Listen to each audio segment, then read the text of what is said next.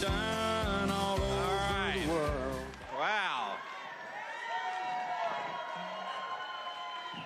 Well, it's great to be in South Philly, isn't it?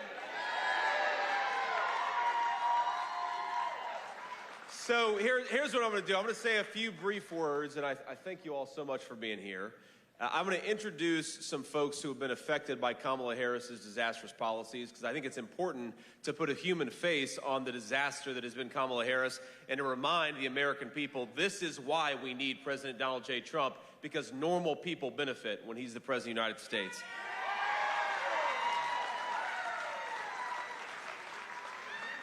But first, let me say just a few words, and then we'll take some questions from reporters. But let me just start out by saying that Kamala Harris has been such a disaster as vice president of this country that everywhere she goes, chaos and uncertainty follow.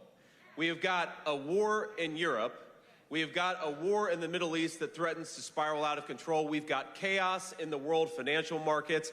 Everything that Kamala Harris touches has been a disaster, and we have got to kick her out of the United States government, not give her a promotion.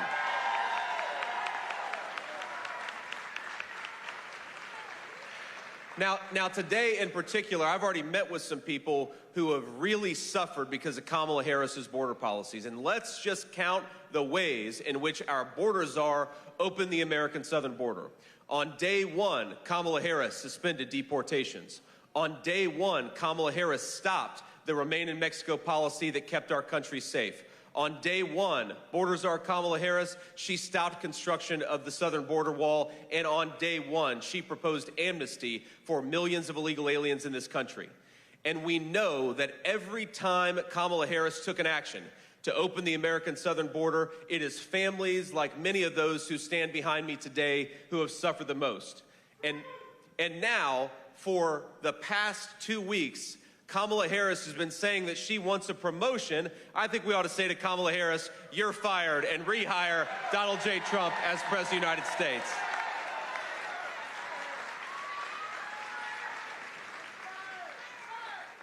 Now, I want to get everybody's name here, but before I do, I just want to say I'm not going to be able to introduce everybody I've spoken to just this morning and early this afternoon. But you've got people who have lost loved ones just in the last few weeks to gun violence because we won't lock up violent criminals in this country anymore, thanks to the policies of Kamala Harris. You've got children who have been orphaned, who have been bouncing around foster homes because Kamala Harris's policies allow this terrible fentanyl into our country that orphan these poor kids. And you've got parents who have lost loved ones, who have lost children, because we keep on allowing the Mexican drug cartels to turn our country into a drug trafficking zone. It is normal people who suffer when Kamala Harris refuses to do her job, and it is normal people who stand to benefit the most when we re-elect Donald J. Trump, President of the United States. And that's what we're going to do, right? That's exactly what we're going to do.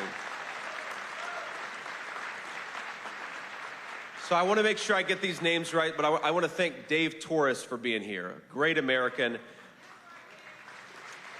Amanda Navarro is here with us. We've got Jack Kilkus, and we've got Terry Stark. Again, these are people whose loved ones have suffered and in some cases died because Kamala Harris doesn't do her job. And I want to invite a few people up to just give some personal testimony. And before I do, I want to say what amazing personal courage it takes to be here and to be willing to offer your personal story. I know it's not easy, and I know this is sad, heart-wrenching stuff, but the American people need to understand what are the consequences of screwing up this election. And so I appreciate you all being here very much. So first, I want to start with Denise and Mike Trask. Trask, you guys want to come up here? Thank you all. God bless you.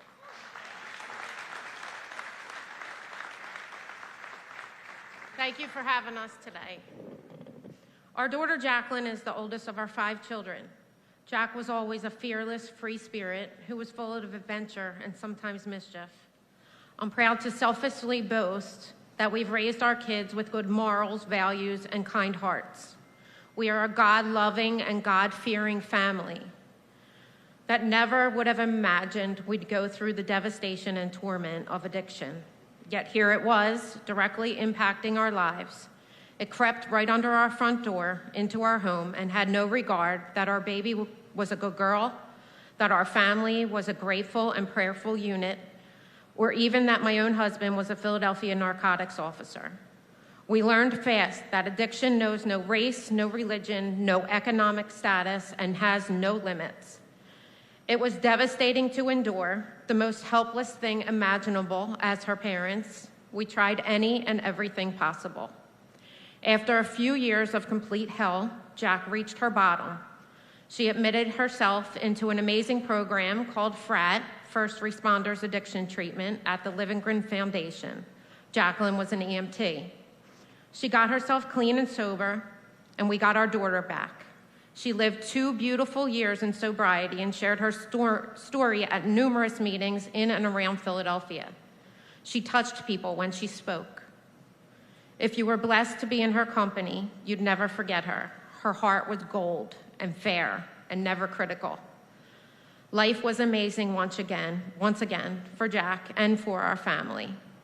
That is until May 1st, 2016, when she had a lapse in judgment, when she had an awful trigger, and when she had tunnel vision of only one thing, and bought herself a bag of heroin that, of course, was laced with fentanyl. And our 26-year-old daughter died of an accidental overdose in her car, in a mall parking lot, in broad daylight, alone. We like to think of Jack's passing as God's way of relieving her from her pain. It helps us cope with our constant heartache and great loss. We imagine that he saw how broken she was and that he freed her from the struggles she was battling with. He took her home with him, and one day we will all be reunited with her. There's great comfort in that. Our added note here to Jacqueline's story is yes, heroin, cocaine, alcohol, pills, all of the street drugs out there are lethal in and of themselves. But the fentanyl coming right into our country, our cities, and our neighborhoods is killing thousands and thousands of people every day. It's tremendously deadly, and we're losing our loved ones at an alarming rate because of its potency and infestation into the illegal drug market. The border travesty that this current administration has neglected, allowed, and even supported is infuriating and, quite frankly, complete lunacy on multiple levels. I pray we get ahead of it. I pray our borders are secured once again. I pray for all those affected by addiction and all of its ugliness. I pray it never touches my other children who work every day as public servants for this city as a police officer and a medical professional. And lastly, I pray that our country is restored again, safe again, respected again, economically stable again, and elects our former President Donald J. Trump again, along with U.S. Senator J.D. Vance as his vice president in November. Lord, hear our prayers, and let's make America great again.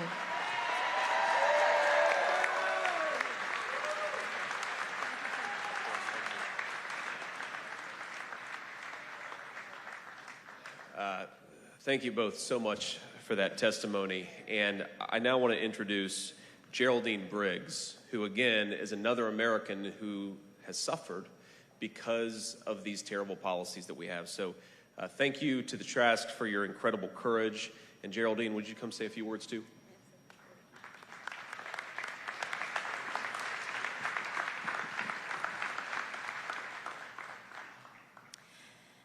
I would just like to start by saying thank you in advance for listening with an open heart and not a dismissive ear. As a young melanated woman from Philadelphia, I feel compelled to address the opioid crisis that is affecting our communities in Philadelphia,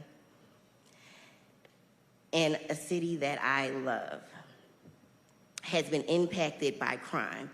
I've watched an incline in numbers of homeless people, drug addicts, and murderers than ever before, dare I say it, since President Biden has been in office. Democrats' soft on crime policies have led to the city I once knew to become unrecognizable.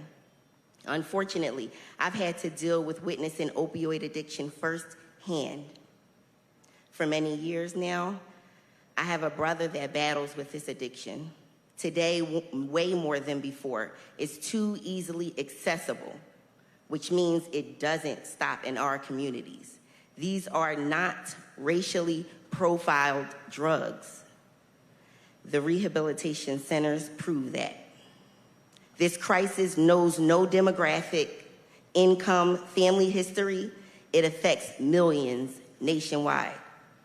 Democrats claim to have cleaned up the streets in Philadelphia, but it has not worked. The border crisis has led to an influx of drugs coming across the border and impacting families like mine throughout the city. This crisis has gotten even worse under Biden-Harris. Biden and Harris are not doing anything to help us. What would it change under Kamala? What happens when it hits your neighborhoods, your homes? My mother keeps Novocaine in her closet just in case my brother does not awake on his own after taking drugs. You can purchase opioids from just about anywhere besides in-store purchase. And what are Democrats doing about this? Nothing. Democrats have and continue to turn a blind eye, bringing the crime rates all the way up. People are killing to steal it. People are killing to maintain territory, selling it. And people are killing themselves using it. I'm sorry.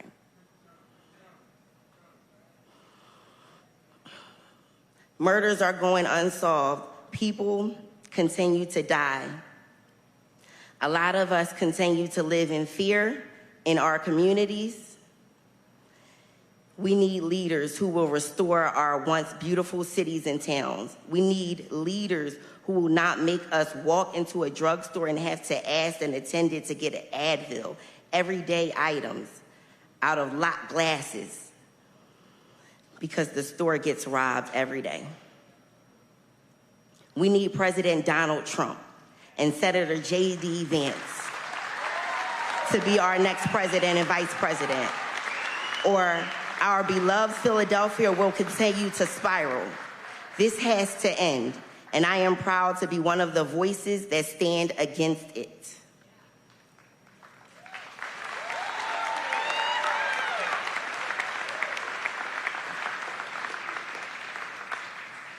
Thank you, Senator Vance, I'm sorry. And thank you, Donald Trump. Please, I really, really hope we win this, and I really, really have faith in this. Thank you so much.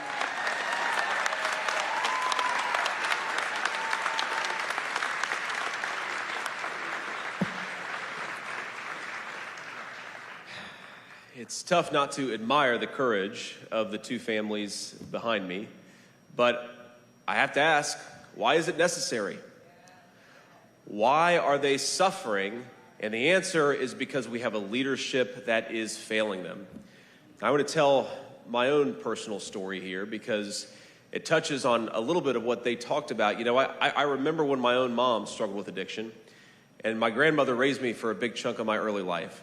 And I remember after one particularly bad overdose, sitting beside her bed and being just angry that mom had taken this stuff to begin with, but then just desperately hoping and praying, Jesus, please let her wake up from this. And that's what addiction does to our families. It sort of combines this incredible frustration, but also we still love the people who suffer, and we still want them to get better, even when we're frustrated when they take a wrong turn.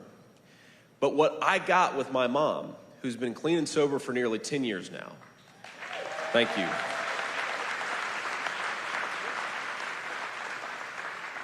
And hearing these stories, I almost feel guilty that I got it, but I'm so grateful that we got that second chance with my mom, because now I've got, my oldest kid is 7 years old, and the only thing that he knows about mom is that she's the best grandma a boy could ask for.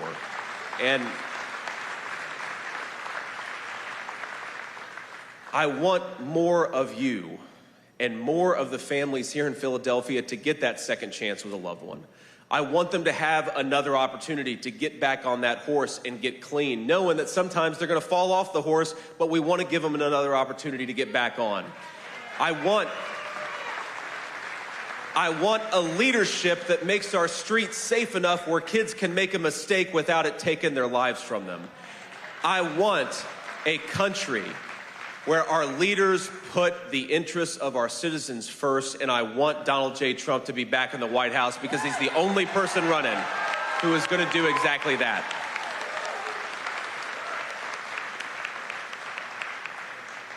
Now, I want to say just two things here before I take some questions from the media. The first is, again, thank you all for being here. Seriously, I cannot tell you how grateful I am. We could do so much better. We could do so much better in this country with better leadership. We could give kids those second chances, and we could make sure that the next time we're here in Philadelphia, we're hearing stories of triumph and hope, of second chances successful, and not of kids who have lost their lives. We've just got to have better leadership. But the second message I want to leave you with, and this is for the media, because there are real stories to tell. There are real heartbreaks and real stories of hope and triumph. But there is a person who is asking, she's going to be here later today, Kamala Harris, our border czar, is asking the American people to make her the next president of the United States. And yet for 16 days and counting, the American media has been unable to ask her a question.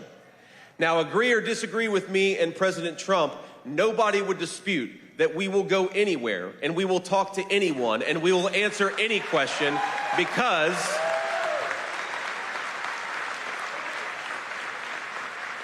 we think we owe it to the American people to try to persuade them instead of running from them, and that's what Kamala Harris has done. She is running a basement campaign where she refuses to go before the free press and actually answer their questions. Well, what kind of an election can you have if your own presidential candidate won't actually answer tough questions? And so I'd ask the American media to show a little bit of shame and to demand that before you give Kamala Harris your endorsement, and that's what the media has done, you at least force her to answer some tough questions and to stand before the American people and persuade them. Thank you. Kamala Harris ought to stand before the American people and persuade them of why she's the right choice. She ought to answer for the fact that she wanted to ban fracking and now she allegedly doesn't. She ought to answer for the fact that she wanted to defund the police. She ought to answer for the fact that she opened up the American southern border, and she ought to answer for the fact that groceries are unaffordable and housing is unaffordable because of her policies. So to the media, please, for the love of God, do a better job. The American people demand it. Thank you all for being here. God bless you guys. I love you all. And I'm especially grateful to the folks behind me for offering testimony so people can understand what the consequences are of failed leadership. God bless you all, and thank you.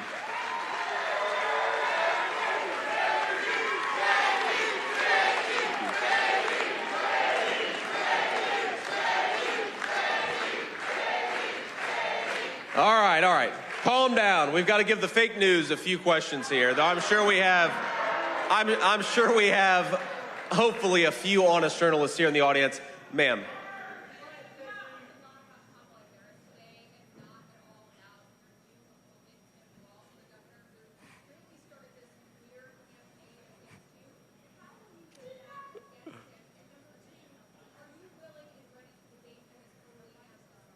So first of all, the reason I didn't say a whole lot about Tim Walz is because the Democrats have showed a willingness to pull a little switcheroo on us. So I don't even know if we're actually going to get Tim Walz out of this campaign. And I think that a lot of us are asking ourselves, well, it's not going to be official until the Democrats actually nominate him, I guess, at their convention next week. So that's the first reason. The second reason is, look, Tim Walz's record is a joke.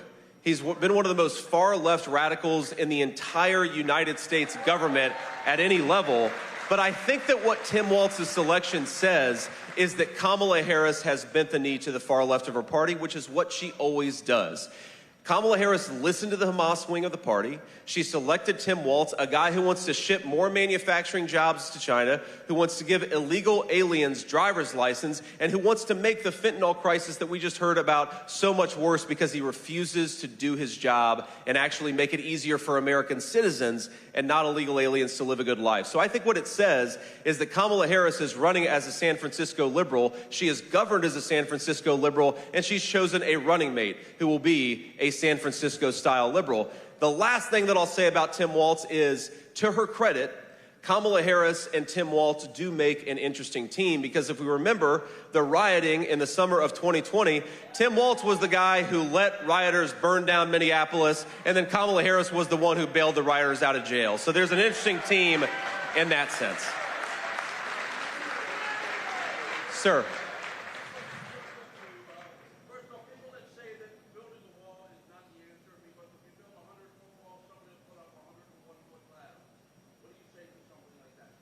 Well, if you build a 100-foot wall, you're going to have a lot fewer illegal aliens coming into this country, and it's obvious, and it worked when Donald Trump was president. Look, no one has ever said a wall keeps out 100% of illegal aliens, but if it keeps out 98%, I'd say we're doing pretty good. And that means less fentanyl, less drugs, and less crime coming into our communities. So I was at the border just a few days ago.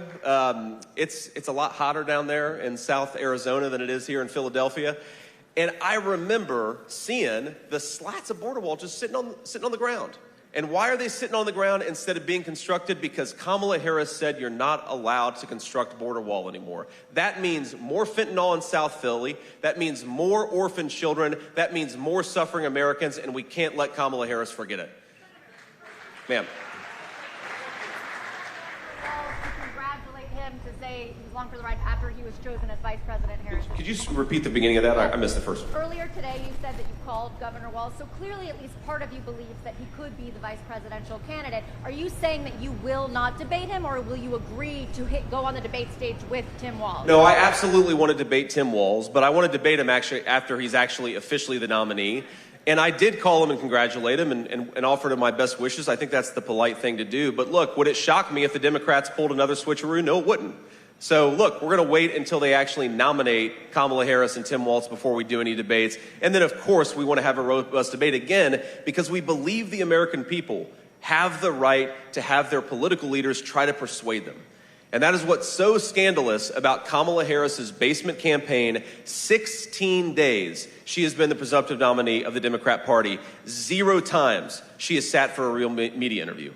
That's a disgrace. Nobody should ask to lead the American people unless she's willing to answer tough questions. And if she's too afraid of the American media, how is she possibly going to deal with Vladimir Putin and Xi Jinping and a bunch of world leaders all over the globe? Yeah, go ahead. I can hear you now.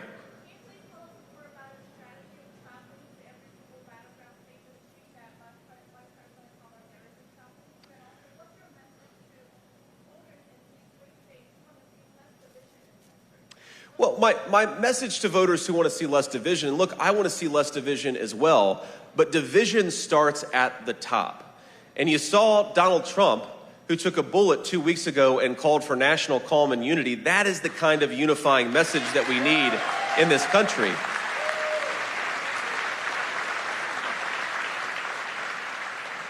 But we're not going to have real unity in the United States of America when you have a border czar who's running as president of the United States who welcomed cartels and welcomed drugs into our communities. The division comes from bad leadership. We fix the bad leadership, and I think we have a great country from people from all political walks of life. Unity will come, but only after we get rid of the bad leadership. And you asked about the strategy. Look, the strategy is simple. We know that there are 6 or 7 states that are going to decide this election. We think that it is shameful that Kamala Harris is running from tough questions from the media. So I'm going to go to every single battleground state that I can. I'm going to answer tough questions. I'm going to talk to people because that is the minimum that you should do if you want to be the president or vice president of the United States of America. In the red, man. And then behind you in the white shirt. Yeah.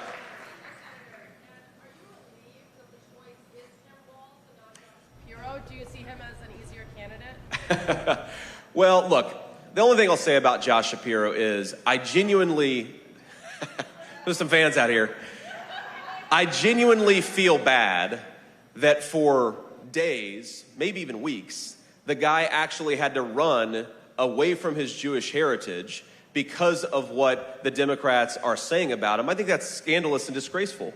Whatever you believe or whatever disagreements on policy you have about somebody, the fact that that race, the vice presidential race on the Democratic side, became so focused on his ethnicity, I think is absolutely disgraceful, and it's insulting to Americans, whatever background you're from. But look, I'm not relieved or non-relieved about who Kamala Harris chose because, look, Kamala Harris is the problem. Kamala Harris was the border czar. Kamala Harris has had the policies that have caused so many people to needlessly suffer. We're going to run against Kamala Harris because she's the problem, and she's the one asking to be the people's president of the United States. Though I'd say she's not actually asking.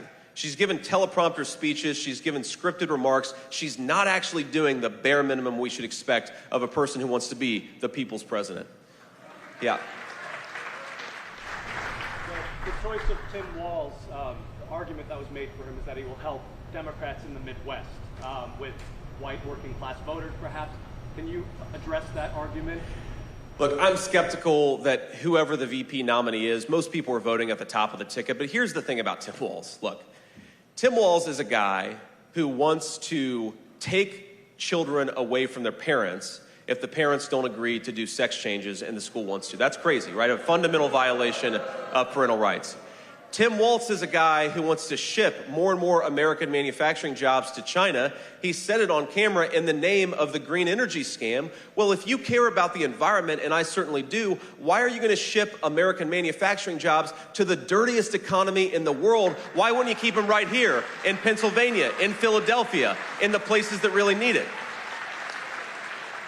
This is a guy who, when rioters were burning down the biggest city in Minnesota, was actively cheering them on. You think the black business leaders in Minneapolis are grateful, the working class business leaders are grateful that Tim Walz allowed rioters to burn down their businesses? You think that people are grateful to have a guy who wants to ship manufacturing jobs off to China? There's no way the American people are going to buy it. It just doesn't make sense. And again, the biggest problem with the Tim Walz pick, it's not Tim Walz himself, it's what it says about Kamala Harris. That when given an opportunity, she will bend the knee to the most radical elements of her party. That's exactly what she did here. That's what she's going to keep on doing as president. That's why we got to elect Donald J. Trump, President of the United States. And I'll take just a couple more here, and then we got to hit the road. Thank you all. Senator, do you think you have any similarities with Walz? And you're both from the Midwest, and you work in the... Can you start that again? Yeah, do you think you have any similarities? And you can talk about like common ground that you share with Walz. Well, look, I mean, yeah, we're white guys from the Midwest. I guess there are similarities there. But what's different is the actual ideas about how best to serve people, white, black, or anything else, in the Midwest and everywhere else, right? I can't believe this is a guy who tries to claim that he stands for working people, and yet he wants to pursue energy policies that are going to ship everybody's job to China.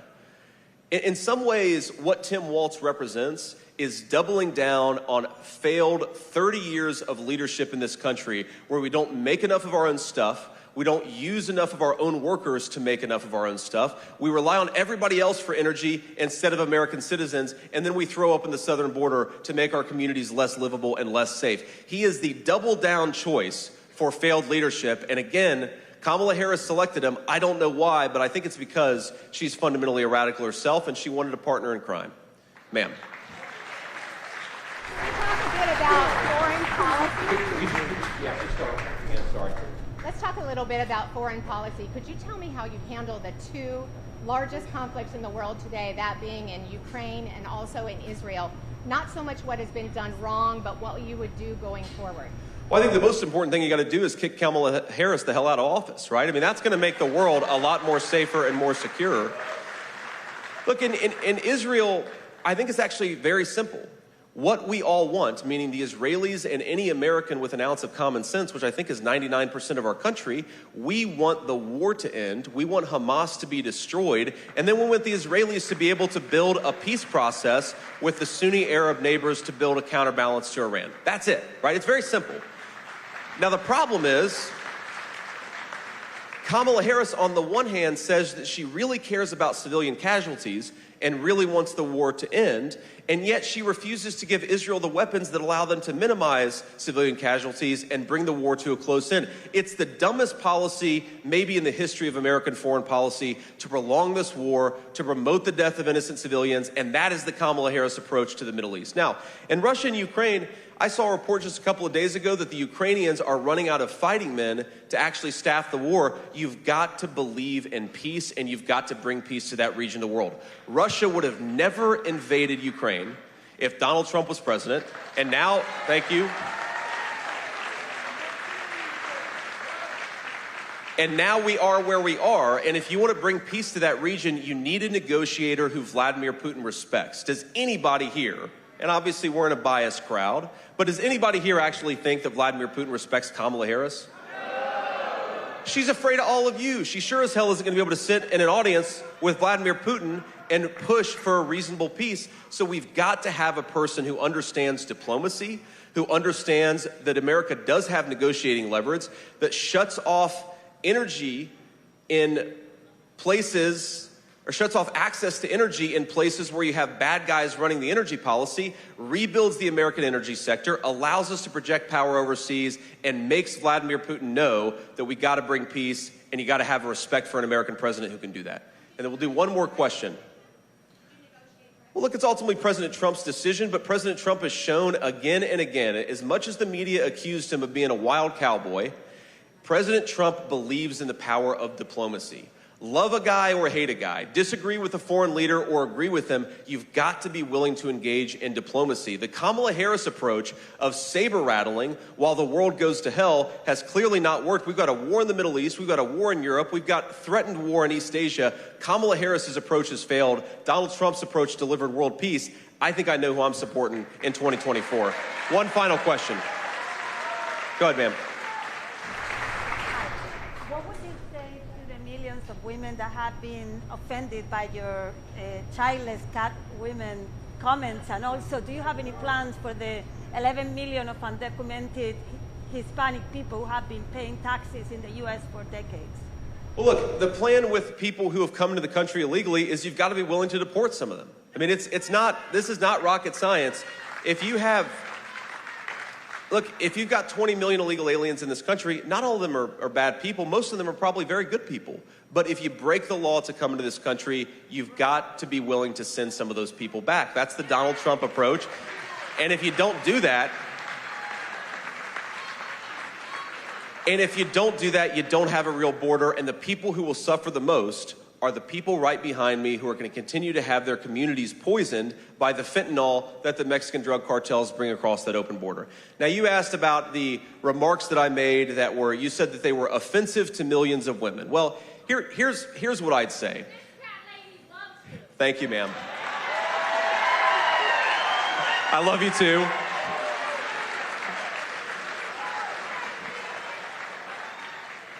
What I said is very simple. I think American families are good and government policy should be more pro-family. Now, if the media wants to get offended about a sarcastic remark I made before I even ran for the United States Senate, then the media is entitled to get offended. You know what I'm offended by? I'm offended that normal Americans can't afford grocery prices. I'm offended that Kamala Harris opened up the American southern border and allowed fentanyl to come into our communities. And I'm offended that she wants to be the people's president, but she won't even answer tough questions. That's what I'm offended by, and I think that's what most Americans are offended by too. And I guess on that note, I should say, thank you all for having me. It's great to be here. If I can ask you to just do one thing. We have got, thank you. We have got an incredible amount of momentum. We've got an incredible amount of capacity to win this race, but it's going to require every single one of us doing everything we can. So Our national motto is "In God We Trust." God tells us to hope and not despair. So let's get out there, let's work the phones, let's knock on the doors, let's get everybody out there to vote, and let's re-elect Donald J. Trump, President of the United States. I know I can count on you. God bless you guys. I love you. Thank you.